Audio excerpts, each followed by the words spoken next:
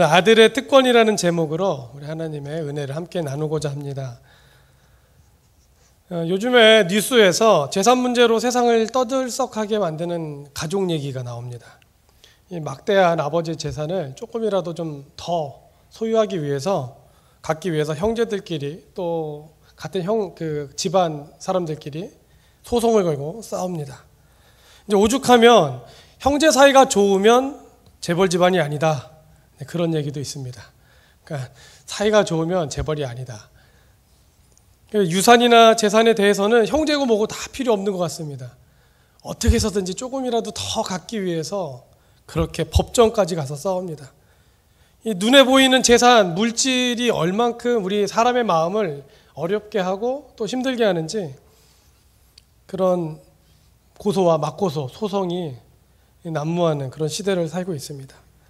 적어도 우리 정윤교회 성도님들은 눈에 보이는 재물, 재산이 아니라 믿음의 유산, 신앙의 재산 때문에 이것을 위해서 집중하고 거룩한 욕심을 내시기를 바랍니다. 그래서 믿음의 가정, 믿음의 가문이 되어서 아브라함처럼 다윗처럼 하나님께 영광 돌리고 크게 쓰임받는 그런 귀한 믿음의 가문이 되시기를 원합니다. 물질에 대한 욕심은 썩어지지만 하나님에 대한 욕심, 또 영적인 믿음에 대한 욕심은 하나님 나라를 확장시키고 하나님께 영광 돌리고 또 우리가 하나님의 자녀로 사는데 굉장히 행복하게 만드는 굉장히 좋은 그런 욕심이 됩니다. 재벌 이야기를 좀 했는데 그 집안 사람들이 처음부터 이렇게 소송을 걸고 싸울 생각이 있었던 거는 아닐 겁니다, 분명히. 그럼 왜 싸우게 되는 걸까요? 제가 볼 때 적어도 아버지의 그 마음, 또 아버지가 자녀들을 위해서 생각하는 그 관심을 잊어버리고 눈에 보이는 물질적인 소유에만 너무 집착하지 않나. 그래서 그렇게 마음이 물질에 쏘이기 때문에 싸우지 않나라는 생각을 하게 됩니다. 아버지가 이 재산을 모으면서 자녀가 싸우라고 재산을 모으지 않을 것입니다. 자녀들이 아버지가 모은 그 유산을 서로 갖겠다고 더 갖겠다고 그렇게 분쟁하고 소송 걸라고 그렇게 사업을 하시는 건 아닌 겁니다. 그 재물을 이용해서 가족이 더 행복하고 또 더 단란하게 살라고 그렇게 분명히 재산을 모았을 텐데 이 재산 때문에 자녀들이 싸우는 걸 보면 얼마나 마음이 아프고 답답하겠습니까? 남도 아니고 가족이 서로 소송을 걸고 이 싸우는 모습이 이 기뻐할 아버지가 아무도 없을 겁니다. 요즘에 많은 교회들도 여러 가지 교회 안에서 문제 때문에 소송을 걸고 법정까지 가는 경우들이 많이 있습니다. 얼마나 하나님의 마음이 아프시겠습니까? 적어도 우리는 그렇게 하나님의 마음을 아프게 하는 그런 세상적인 생각 또 세상적인 욕심을 버리기 위해서 노력하시기를 원합니다. 오늘 1절부터 3절까지 말씀은 이런 하나님의 마음, 아버지의 마음을 잘 드러내주고 있습니다. 우리 1절부터 3절 다시 한번 읽어보겠습니다. 시작. 내가 또 말하노니 유업을 이을 자가 어렸을 동안에는 종과 다름이 없어서 그 아버지가 정한 때까지 후견인과 청지기 아래에 있나니 이와 같이 우리도 어렸을 때 이 세상의 초등 학문 아래에 있어서 종노릇 하였더니. 아멘. 아들을 너무 사랑하는 아버지가 있습니다. 이 아버지는 아들이 잘 성장하기를 원합니다. 그냥 바라는 것이 아니라 간절하게 원하고 아버지가 목숨을 걸고 생명을 걸고 아들이 잘 자라기를 원합니다. 그래서 이 장차 이 아들이 잘 자라서 아버지의 그런 유업을, 아버지의 기업을 잘 물려받기를 원합니다. 아버지는 아들에 대한 기대와 소망을 품고 때를 기다립니다. 어느 때입니까? 아들에게 유업을 물려줄 때를 기다립니다.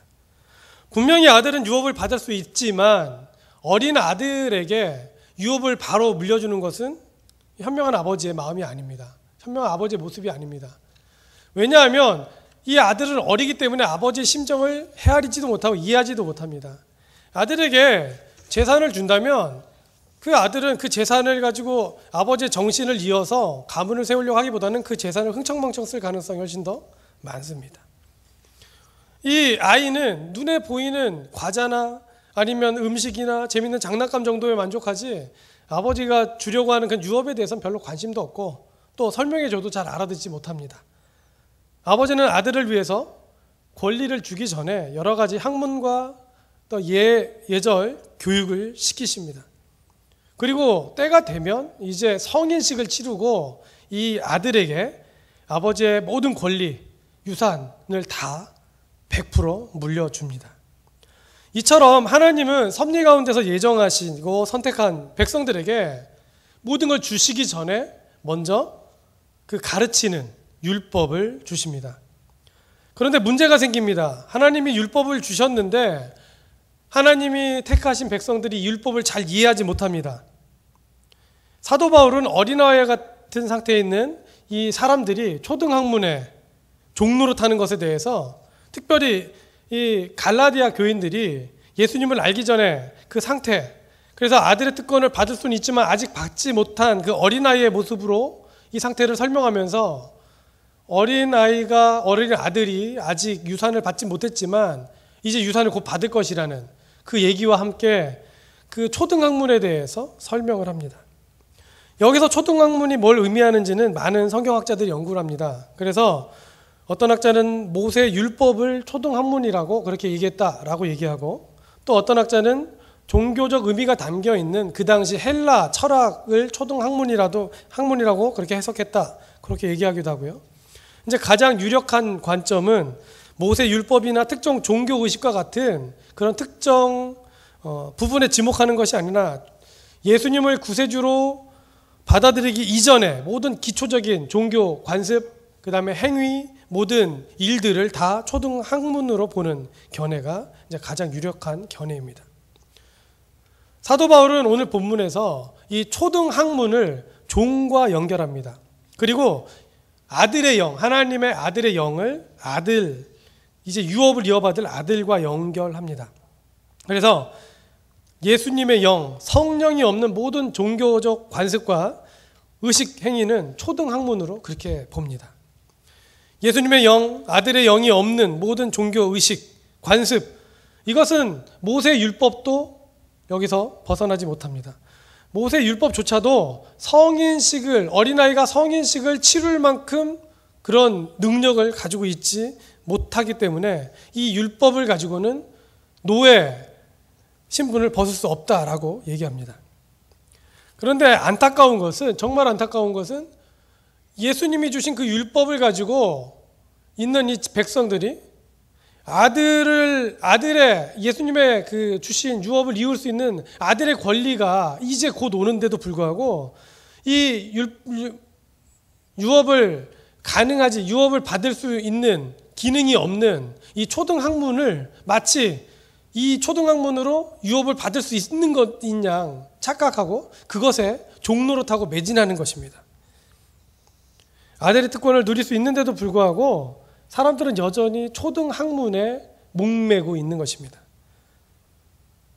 하나님께서 주신 율법은 이 율법을 통해서 이제 아이가 자랄 때 필요한 교육을 받듯이 굉장히 좋은 교육의 도구는 되지만 아들의 유업을 받을 수 있는 그 능력까지는 이 초등학문에 없는데, 많은 사람들이 이제 이 초등학문을 책거리하고 새로운 가르침을 주실 수 있는 예수님이 이 땅에 오셨는데도 불구하고 예수님을 바라보지 못하고 계속 초등학문에 목매어 있어서 이제 사도 바울이 그것을 보면서 설명을 하는 겁니다. 여러분, 바다 개 중에 소라개라는 개를 아십니까? 이 소라개는 두 가지 종류가 있는데, 하나는 태어날 때 그 자기가 들어갈 집을 등에 붙이고 태어나는 소라개가 있다고 합니다. 그래서 이 개는 자랄 때 소라도 같이 자라서 그 불편함 없이 생활합니다. 그런데 또 한 종류의 소라개가 있는데 이 소라개는 껍질이 없이 태어납니다. 흐물흐물한 그 개가 태어나는데 껍데기가 약해서 적에게 공격받으면 그냥 다 깨지는 그런 껍질이 약한 개가 있습니다. 그래서 이 껍질이 없이 태어나는 소라개는 무조건 껍질을 찾아야 됩니다. 어렸을 때 주변에 있는 껍질에 소라에 들어가서 생활하는데, 문제는 이제 이 개가 성장을 하면 껍질은 안 크고 개만 크니까 어느 정도 성장하면 그 껍질을 버리고 더 큰 자기 몸집에 맞는 소라를 찾아야 됩니다. 그런데 마치 이 소라개가 자기가 딱 들어갔는데 너무 좋은 겁니다. 그 소라가 너무 좋아서 생활하다 보니까 이제 이 껍질을 버리고 더 큰 소라를 찾아야 되는데, 아무래도 이 소라가 난 너무 마음에 들어. 내가 여기서 계속 살아야겠어 라고 생각하면서 산다면 어떻겠습니까? 이 소라게 분명히 더 이상 성장하지 못하고 심지어는 분명히 죽게 될 겁니다. 마찬가지로 하나님께서 초등학문을 주신 것은 이제 예수님이 오시기 전에 우리가 이 초등학문으로 어린아이가 교육받듯이, 청지기에게 교육받듯이 여러 가지 교육을 바라는 아버지가 주신 그 율법인데, 이 율법으로 구원을 받겠다고 예수님이 오셨음에도 불구하고 예수님은 바라보지 못하고 계속 그 율법만 끌어안고 이것으로 내가 구원을 받겠다고 주장한다면 이것이 얼마나 어리석은 일입니까? 그래서 지금까지 자기를 지켜준 소라 껍질과 같은 그 율법, 이 율법을 버려야 되는데, 갈라디아 교인들이 이제 이것을 버리고 예수님의 복음을 받아들여서 잠깐 동안은 굉장히 행복하고 기쁨을 누렸는데, 어느 한순간 유대주의자들의 그 말에 다시 현혹해서 다시 자기가 버렸던, 이제 자기가 들어갈 수도 없는 작아진 소라 껍데기를 찾고 있는 모습이 바로 이 갈라디아 교인의 모습이어서 사도 바울이 너무 답답해서 이제 이 율법 초등학문에 대해서 설명을 하는 겁니다. 4절과 5절을 또 계속 읽겠습니다. 4장 4절과 5절입니다. 시작. 때가 참에 하나님의 그 아들을 보내사 여자에게서 나게 하시고 율법 아래에 나게 하신 것은 율법 아래에 있는 자들을 속량하시고 우리로 아들의 명분을 얻게 하려 하심이라. 아멘. 때가 차기 전까지는 이 율법, 초등학문은 굉장히 유용한, 정말로 이 세상에서 하나님의 백성을 보호해주고 그 다음에 어떻게 살아야 될지 잘 알려주는 그런 교사의 역할을 했습니다. 그런데 이제 예수님이 이 땅에 오시고 예수님께서 구약에 있는 이 율법을 신약의 새로운 복음으로 바꾸시고 이제 예수님을 바라봐야 되는 이 시점에 이 백성들이 예수님을 바라보지 못하고 계속 초등학문에만 목매어 있으니까 너무 답답해하는 겁니다.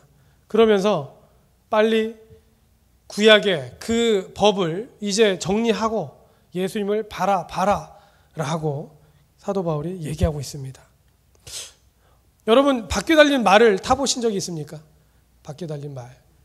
어렸을 때 그 바퀴 달린 말이 정말 굉장히 좋은 장난감이고 이동 수단이 될 수 있습니다. 조그만 아이에게 바퀴 달린 그 말을 사주면 동네를 그 말을 타고 다 휘젓고 다닐 수 있습니다. 그러던 아이가 성인이 되면 이제 엔진이 좋은 자동차를 운전할 수 있게 됩니다. 필요한 일을 하기 위해서, 멀리 움직이기 위해서 자동차를 타고 다닐 수 있습니다. 그런데 아들이, 이제 아버지가 아들한테 이제 성인이 돼서 좋은 자동차를 사주면서 자, 이걸 타고 회사도 다니고 일도 보러 다녀라. 근데 아들이 그러는 겁니다. 아버지, 저는 바퀴 달린 말이 좋습니다. 이걸 타고 저는 회사에 출근도 하고 이걸 타고 쇼핑도 하고 이걸 타고 다니겠습니다 라고 한다면 아버지가 얼마나 답답하시겠습니까? 어렸을 때는 바퀴 달린 말, 세발 자전거가 속도감도 익힐 수 있고 균형 감각도 익힐 수 있고 또 분명히 좋은 교육을 성장하는 데 도움이 되는 그런 도움이 되는 도구였을 겁니다. 하지만 그 도움이 최고라고 말하면 안 됩니다. 이제 어느 정도 크면 그 바퀴 달린 말은 놓고 새로운 자동차를 타야 됩니다.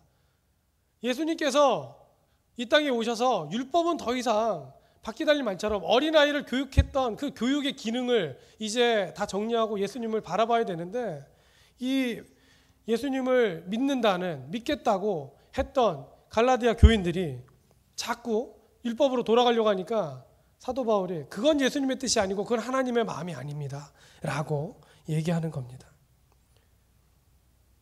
초등학문과 같은 이 모든 율법은 예수님이 오신 후에 완전히 다 개정됩니다.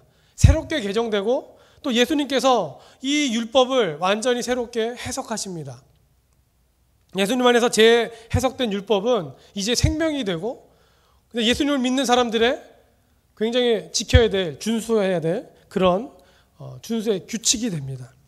예수님은 복음을 전하시면서 어려서부터 배운 율법을 부정하지는 않습니다. 예수님은 어떤 복음을 전하면서 설명을 할 때 율법을 버리라고, 율법을 부정하라고 가르치시는 것이 아니라 율법을 먼저 얘기하고 이 율법을 어떻게 해석해야 될지 새로운 방법을, 또 새로운 해석을 해 가면서 예수님을 믿는 백성이 어떻게 살아야 될지 말씀해 주십니다. 이것이 율법의 기능입니다. 오늘 우리가 읽고 있는 구약 성경은 모세 율법이 적혀 있는 성경입니다. 예수님이 오셨다고 이 율법을 버려야 되는 성경인가? 그렇지 않습니다. 하나님은 분명히 말씀하시기를 이 율법도, 율법의 1.1획도 함부로 건드리거나 버리거나 더하면 안 된다라고 말씀하십니다. 예수님이 오신 후에 이 율법이 전혀 효과가 없다면 사실 이 율법은 계속 성경에 둘 필요가 없습니다. 여러분, 구약 성경에 율법 부분이 많이 들어 있습니다. 여러분, 구약 성경의 율법 부분을 빼면 얼마나 성경이 가벼워지겠습니까? 그렇지 않아도 성경도 두껍고 무거운데, 또 이 율법 부분이 있어서 성경책 값은 자꾸 비싸지는데 요거 빼버리면 좋지 않을까? 이제 그런 생각이 들 수도 있습니다. 예수님께서 구약의 율법을 어린아이가 반드시 지켜야 될 구원의 조건이 아니라 유업을 이을 아들의 시각으로 봤을 때는 이렇게 해석해야 된다라고 알려주시기 위해서 이 율법은 계속 존재할 필요가 있다는 겁니다. 신약의 복음으로 새롭게 해석하는 법을 예수님은 알려주십니다. 구약의 초등학문과 같은 율법은 이제 구원의 데드라인, 구원을 이루기 위해서 반드시 넘어야 되는 어떤 선이 아니라 예수님을 믿고 나서 예수님을 믿는 사람들이 지켜야 되는, 또 준수할 때 굉장히 도움이 되는 그러한 법으로 다시 재해석해야 되는 그런 법이 되었습니다. 그래서 성경책이 두꺼워도 율법은 오늘날 우리가 계속 성경에서 읽고 또 율법을 통해서 예수님이 어떻게 말씀하시는지, 어떻게 재해석하시는지 우리가 자꾸 묵상하게 되는 겁니다. 예수님은 율법을 없애는 분이 아니라 율법을 완성하신 분입니다. 그 누구도 완성하지 못했던 율법의 정신, 또 율법을 주신 하나님의 기준을 예수님은 완벽하게 달성하십니다. 그 결과 율법 아래에 있는 모든 사람들이 아들의 명분을 얻게 됩니다. 종로로 탈 때 율법은, 초등학문으로 바라봤던 율법은 100% 지킬 때 합격할 수 있는 그런 데드라인과 같은 율법이었습니다. 하지만 하나님 아버지가 아들을 보내서 이제 예수님을 믿은 후에 아들의 명분을 얻을 후에 율법은 인간으로서는 절대 넘지 못하지만 예수님의 구속의 은혜로 넘게 된 은혜의 증거가 되는 증거물입니다. 예를 하나 들어서 북한과 남한을 한번 생각해 보십시오. 지금 분단 중인 이 휴전선은 생명을 걸고 넘을 수 있는 그런 휴전선이 아닙니다. 절대 넘을 수 없습니다. 만약에 누가 몰래 휴전선을 넘겠다고 한다면 이 휴전선을 넘다가 목숨이 끊어질 가능성이 굉장히 많습니다. 목숨을 잃을 가능성이 굉장히 많습니다. 그런데 이 분단선, 이 휴전선은 말 그대로 전쟁이 끝난 종결된 휴전선이 아니라 임시선입니다. 언젠가는 분명히 없어져야 될 선입니다. 하나님의 은혜가 되면 하나님의 은혜의 때가 차면 우리나라가 분명히 통일이 될 것입니다. 그럼 이 휴전선도 분명히 없어지겠죠. 통일이 된 후에 이 휴전선은 어떤 역할을 하겠습니까?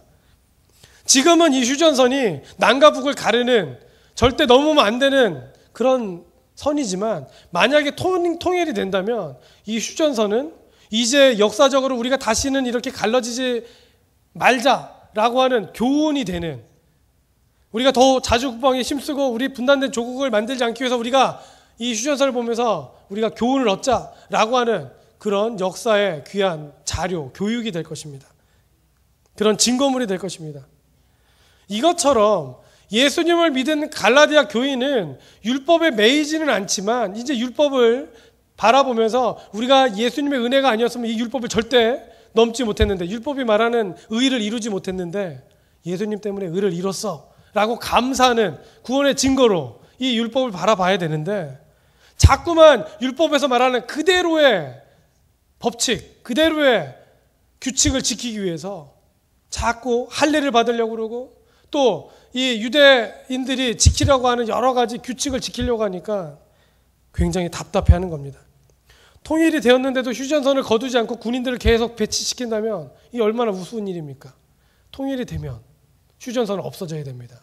하지만 없어진다고 해서 휴전선이 완전히 다 사라졌다고 해서 그 휴전선이 눈에 보이지 않게 다 치워버리는 것이 아니라 역사적인 기념이 되고 또 그 휴전선을 통해서 우리가 교훈을 얻을 수 있는 것처럼 율법은 우리에게 교훈이 되고 우리가 하나님의 자녀로서 백성으로서 살 수 있는 여러 가지 규칙들을 알려주는 좋은 자료는 되지만 이것이 구원을 이루는 그런 데드라인은 아니라는 사실을 우리가 꼭 기억해야 하겠습니다. 우리는 율법을 이제 직접 해석할 필요는 없습니다. 왜냐하면 예수님께서 신약 성경을 통해서 율법을 다 없애버리시고 완성시키시고 자유함을 주셨기 때문입니다. 그래서 우리는 율법을 버리거나 무시하는 것이 아니라 예수님 안에서 새로워진 말씀의 법을 따라서 살아야 합니다.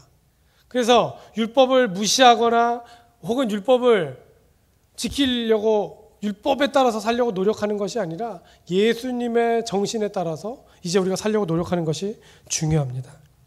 우리 4장 6절과 7절을 우리 계속 읽겠습니다. 6절과 7절입니다. 너희가 아들임으로 하나님이 그 아들의 영을 우리 마음 가운데 보내사 아빠 아버지라 부르게 하셨느니라. 그러므로 내가 이후로는 종이 아니요 아들이니 아들이면 하나님으로 말미암아 유업을 받을 자니라.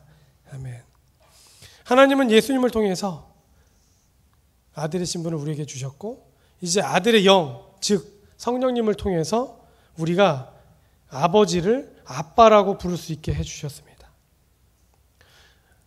아빠라고 부를 수 있다는 이것은 종으로서는 불가능하지만 아들로서는 가능한, 쉽게 말해서 유업을 받을 그 어린아이, 교육을 받았던 어린아이의 그 모습으로는 부를 수 없었지만 이제 유업을 이어받을 성인식을 치르고 난 후에 모습으로는 부를 수 있는 자격이 주어지는 그 모습이 이제 되었다는 겁니다. 그런데 누가 이 아빠라고 부를 수 있게 해주는 이 능력, 이 힘을 누가 주느냐? 이 능력을 바로 하나님 성령님께서 주신다고 그렇게 말씀하시는 겁니다.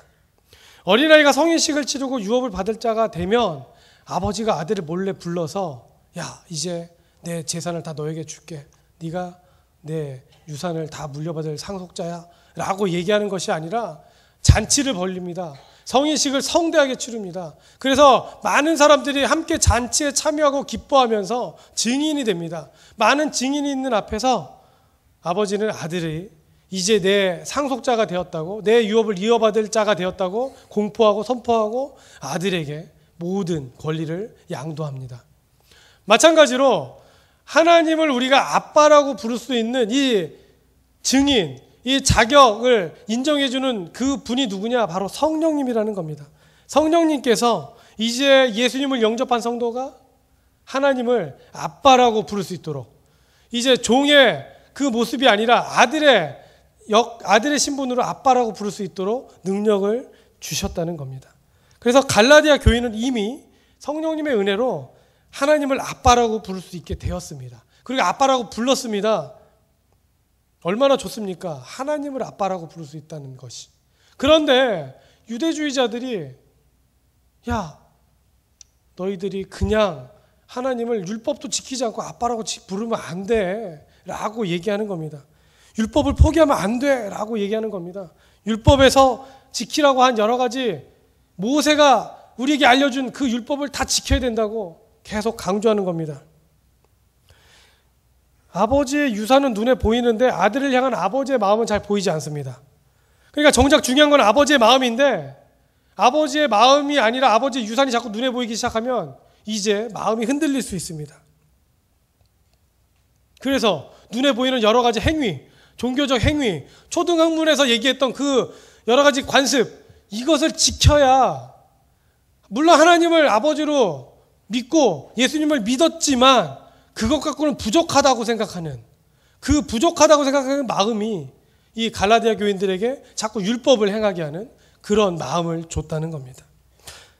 한번 여쭤보겠습니다. 여러분 주위에 예수님을 분명히 믿는데 예수님만으로는 살 수 없다라고 생각하는 성도가 계십니까?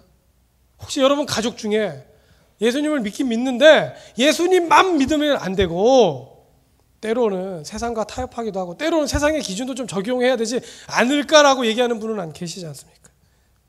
혹은 분주하게 생활하는 삶 가운데서 눈에 보이는 현실 때문에 세상과 자꾸 타협하고 싶은 마음이 들어서 예수님이 저의 100% 구원자는 맞는데요. 제가 세상을 살아갈 때는요.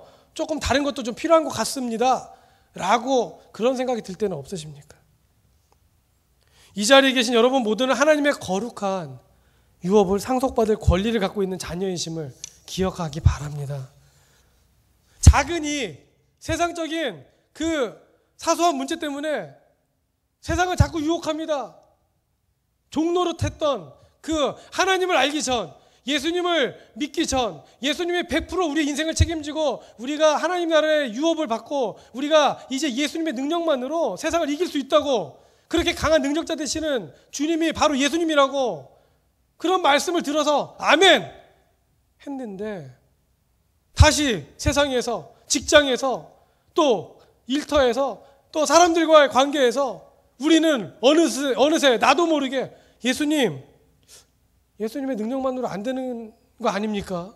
의문을 갖고 질문하고 세상 사람들이 말하는 그 필요하다고 얘기하는 그것에 대해서 다시 한 번 더 생각해보고 하는 그런 모습은 없습니까?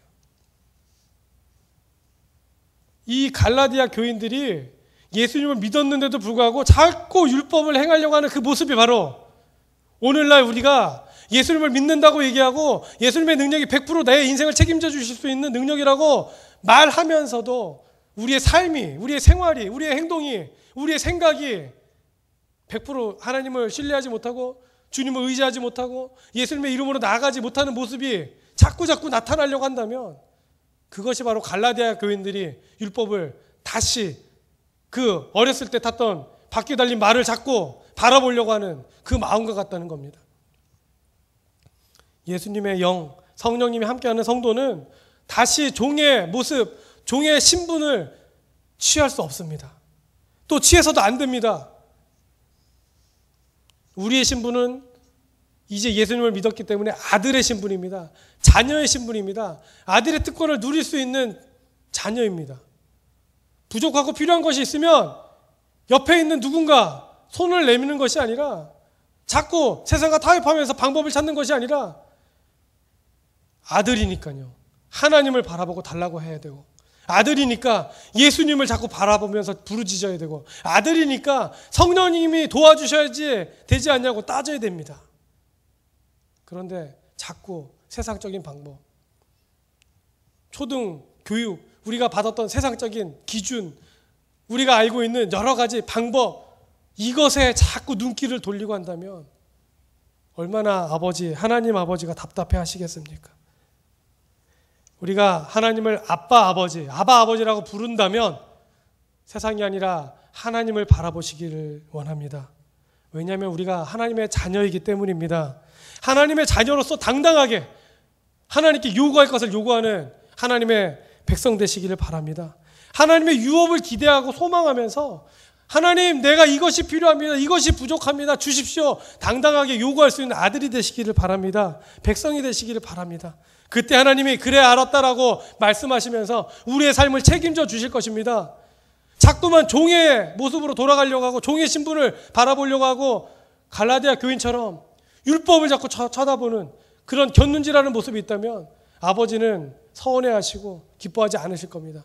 하나님의 마음을 서운하게 하지 않는 우리 성도 여러분 되시기를 바랍니다. 아버지에게 당당하게 구하고 하나님께서 주시는 유업을 이 땅에서 누리는 귀한 정륜교회 성도 여러분 되시기를 주님의 이름으로 축원합니다. 기도하시겠습니다.